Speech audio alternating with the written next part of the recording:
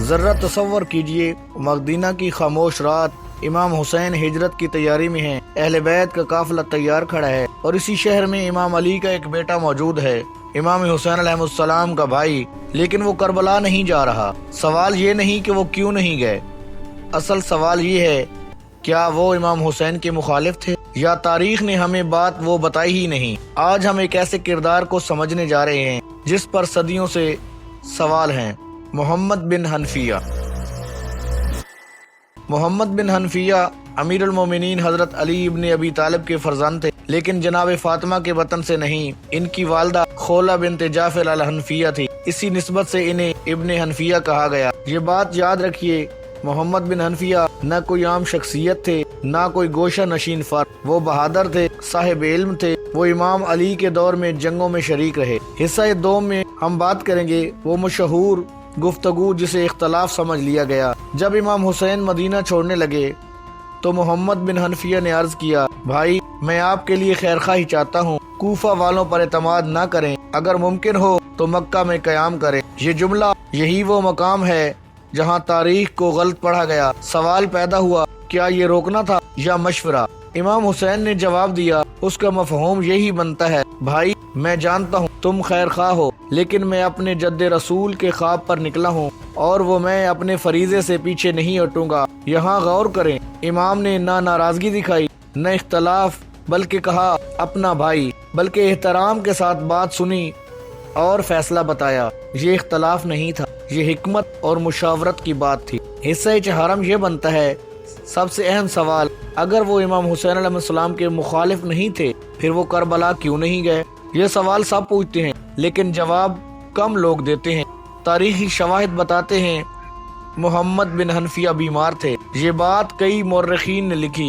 امام حسین نے انہیں مدینہ میں چھوڑا تاکہ بنی ہاشم کی خیر رکھیں، سیاسی حالات پر نظر رکھیں۔ سب سے اہم نقطہ، امام حسین نے انہیں اپنا وصی بنایا۔ اب سوال یہ پیدا ہوتا ہے، اگر اختلاف ہوتا تو وصیت کیوں کی جاتی؟ محمد بن حنفیہ کہاں تھے جب کربلا کا واقعہ پیش آیا؟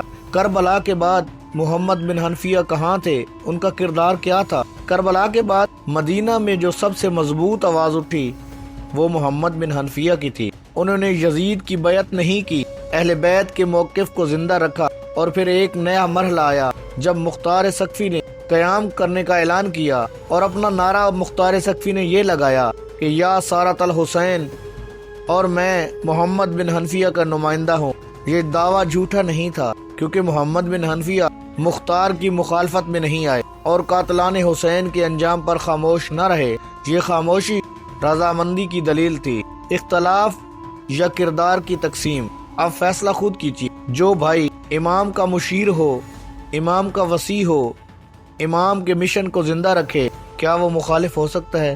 نہیں۔ یہ دراصل تلوار کا کردار الگ تھا، سیاست اور بقا کا کردار الگ۔ محمد بن حنفیہ وہ کردار تھے جو کربلا کے بعد اسلام کی بقا کے لیے ضروری تھا۔ تاریخ میں ہر شخص کربلا نہیں گیا، لیکن ہر وفادار کربلا کے خلاف نہیں تھا۔ محمد بن حنفیہ وہ بھائی تھے جو میدان میں نہ تھے مگر امام حسین کے ساتھ تھے، کیونکہ وہ علی کے بیٹے تھے۔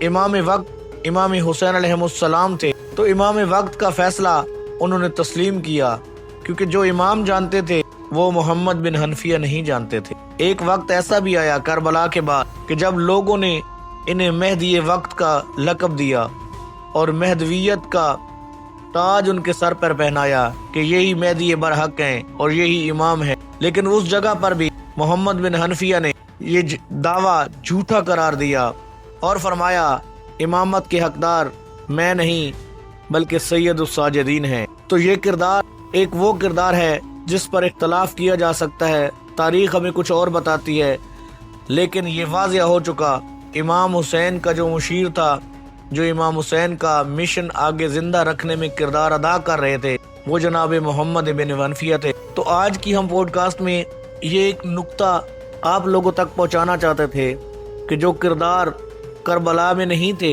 وہ سب مخالف نہیں تھے، بلکہ امام نے جو ڈیوٹی جس کے ذمہ لگائی تھی انہوں نے خوب نبھائی۔ تو جناب حنفیہ امام حسین کے مشن پر تھے، ان کے ساتھی تھے اور ہمیشہ رہیں گے۔ اگر ہمارا آج کا یہ پوڈ کاسٹ آپ کو پسند آیا ہو اور آپ ہماری ویڈیو اپنے دوستوں تک شیئر ضرور کیجیے تاکہ ہمارا اور آپ کا یہ رشتہ قائم و دائم رہ سکے۔ لبیک یا حسین، اللہ ہم سب کا حامی و ناصر ہو۔ خدا حافظ۔